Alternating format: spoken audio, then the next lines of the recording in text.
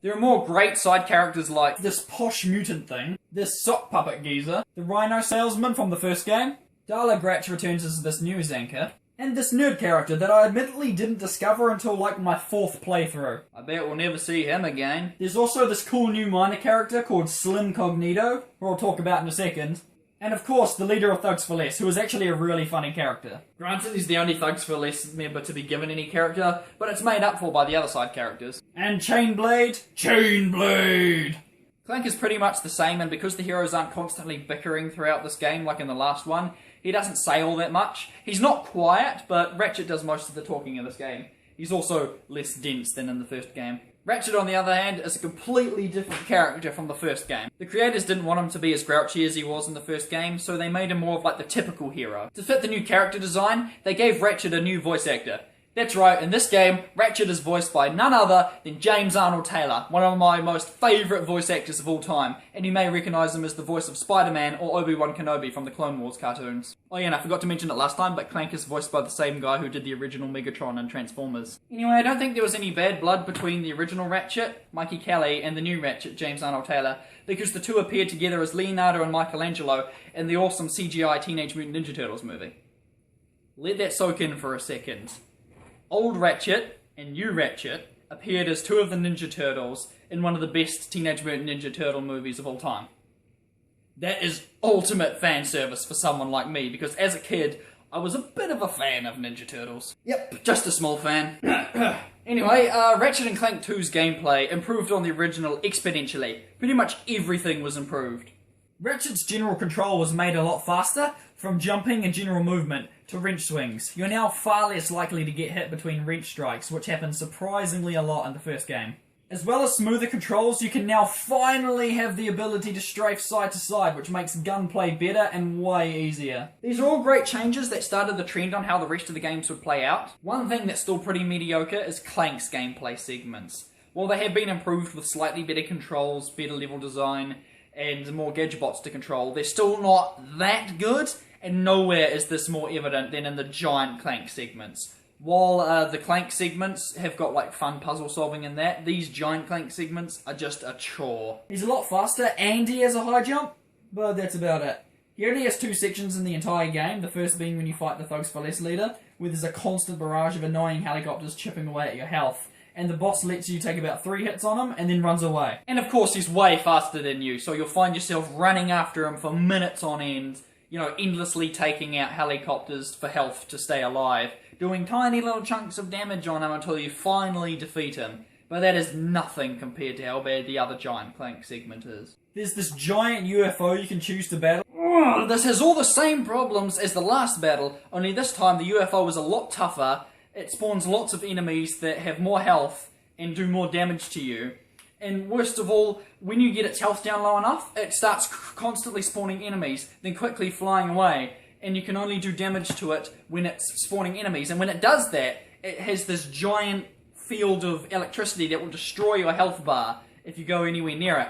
So the only way to defeat it is by jumping on it, which you can only do while it's spawning enemies. And even then the jump does jack all damage. So you need perfect timing, precise aiming while jumping, and a heck of a lot of luck if you want to beat this boss. Now, it might seem like I'm taking a giant dump on these segments, but the truth is, these are the only things I could think of that were negative about this game. I mean, yeah, the giant Clank segments aren't great, but at least they're playable and not boring like the original. And they're not so bad the first time you do it, it's when you're in challenge mode that they become a real pain in the butt. And to be fair, the UFO boss battle is optional, so you can even skip it if you want. Oh yeah, and those glider sections suck.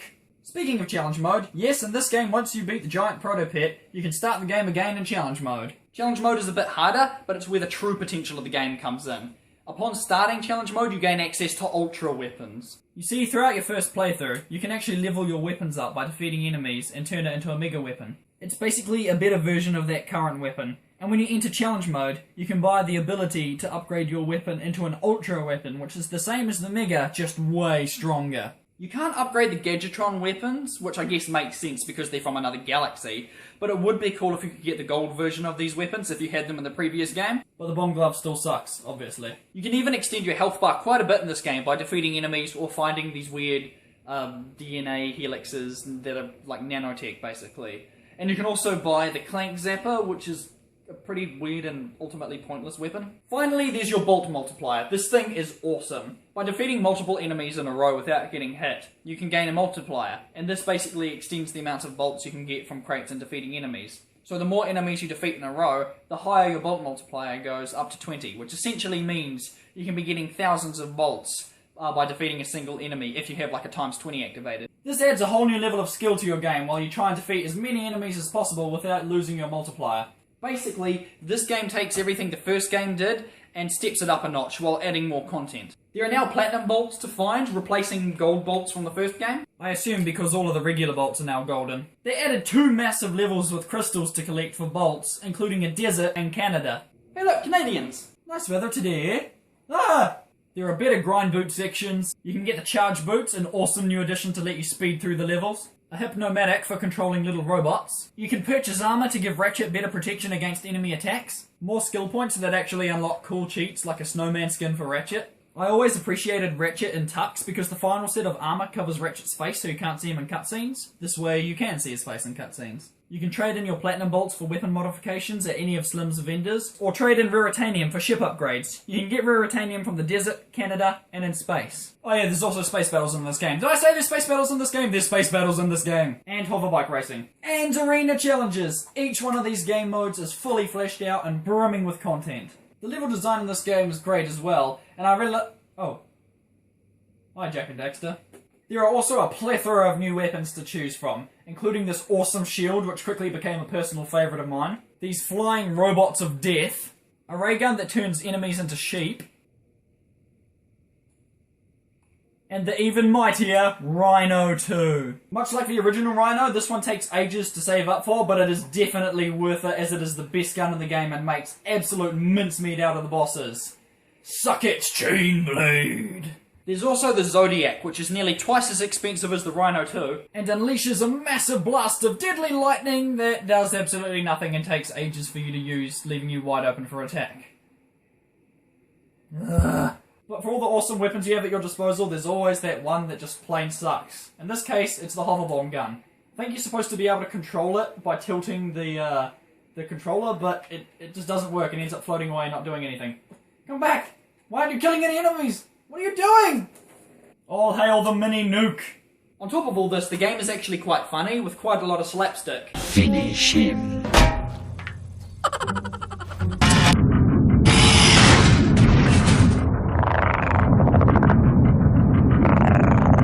And other laughs scattered in here and there. Son of a quark! Sector 1, 2, 3, 4, 5. If you're no good with numbers, find a buddy to help you.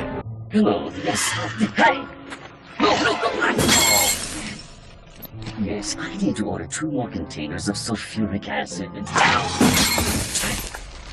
Oops. Better make that 5 containers and 4 containers of liquid hydrogen. Oops. Better add 6 crates of nitroglycerin and...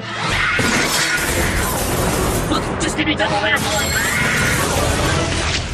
And I need it delivered. Another thing this game has plenty of that I never really noticed as a kid is a lot of innuendos. Excuse me. I think I just blew another vacuum tube. Should I have a look? My word! You young people are so fresh these days. I will be right back. Don't, stop for anything along the way.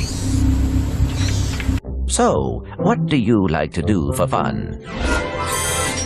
Oh, my goodness. I just got done testing the full body Waxinator. I am personally sporting a smooth chassis, and there are no tags on my luggage. One more thing.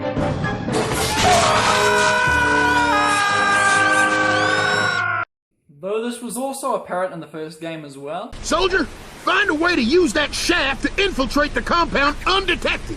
Heck, even the very title of the game was considered to be too much of an innuendo, and that's why some of us ended up with it being called Locked and Loaded instead of Going Commando like it was in America. It's funny that they changed the title of the game, and yet they left this on the back cover. Yeah, that's the only time the series has had anything to do with flat-out swearing. Alright, just what the the f is going on? This game is just loaded with awesome content and is such an amazing game. There's even a secret area called the Insomniac Museum, where you can go and it shows you heaps of behind the scenes and making of stuff. There are also some pretty funny developer messages in here.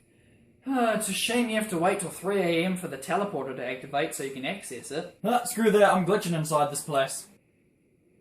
But for all the technological developments that this game had, its great content, awesome story, and phenomenal voice acting, I still find this game kind of forgettable. Don't get me wrong, it's a fantastic game on all accounts, but I think it suffers from the middle child scenario. The original was an incredibly unique starting point, and the next one is perfect and might just be my favourite game in the series. So this one kind of just falls in the middle. Also, as a kid, the first level orc song really freaked me out. But I mean, how can you not get scared when you literally see these guys get dragged to their swampy graves? It's okay, buddy, I got you. I got you. What? What just happened? Plus, the eerie music didn't really help that fact. Also, I don't like having to start the game again without Clank. But that's my problem and not the fault of the game. But I can't help feeling this way. It's just like Jak 2. It's still an amazing game, but I just have stronger feelings about the first and the third one.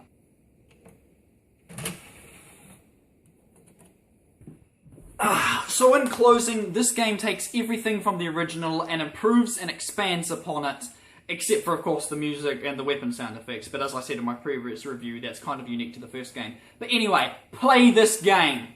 Whether you're a hardcore gamer or a casual player, this game has so much content and replay value that you can play it over and over and over again without ever getting bored. It's hard to believe that this formula could get any better, but you'll have to check out my next review to find out.